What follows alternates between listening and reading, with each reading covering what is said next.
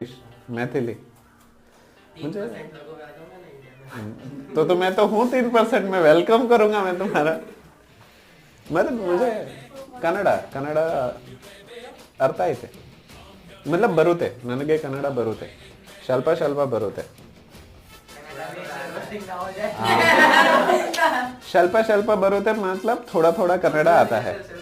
हाँ, फिर ನೀವು ಏನ್ ಮಾತಾಡ್ತಿದ್ರ? ಹಾ, ನೀವು ಏನ್ ಮಾತಾಡ್ತಿದ್ರ? 1 2 3 4 ಆಳು 5 हाँ ऐसे 1 2 3 4 5 6 7।